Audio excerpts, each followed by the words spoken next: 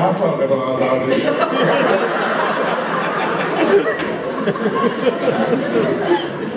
OK. Myslím, že už nemá takový, ale jsi pořádný úplně dělat. A ten ty.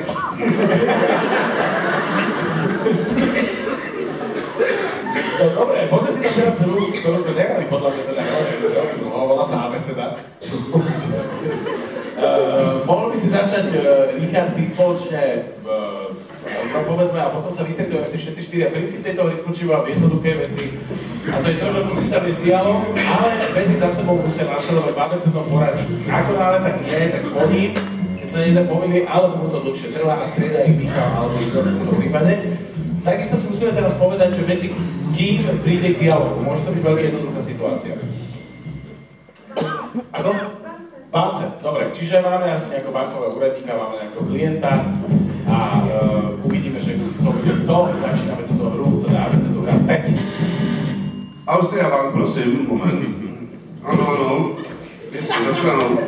Budete telefonovat ještě dlouho, nebo se mi můžete věnovat, prosím vás? Co pak telefonuju, už jsem to položil, takže se vám uvěnu. Dobře, takže se mi prosím vás věnujte.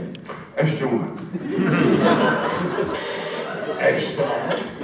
Ještě to dáme počasí. Na Richardovi poměry to bylo brilantní. Jsem trefil aspoň do zvězdíš ten písmen. Emile, je tady nějaký pán? Prosím.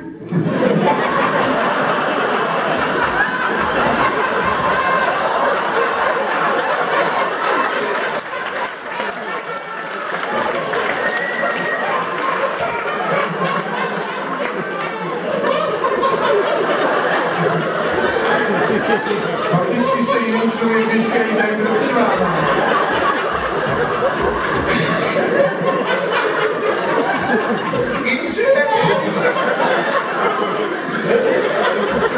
Co bys to potřeboval, pane?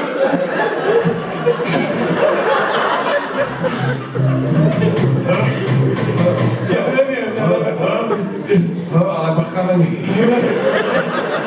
Je jich tam víc. Víme, co ještě dělá? Chvílku.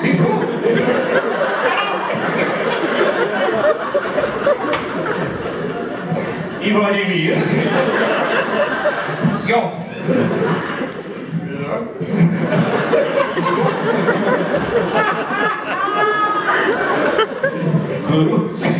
Fix. Vláďo! Vláďo, ne Vláďo, já jsem Láďa. Ne Vláďa, Láďa. Moc se omlouvám, já. Nevadí. Nevadí. OK? Co byste potřeboval od naší Austria Bank?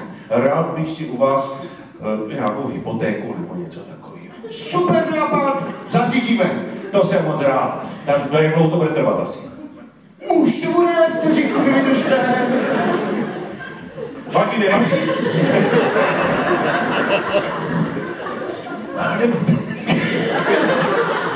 Nebojte. Vystudovat řešení vašeho bydlení.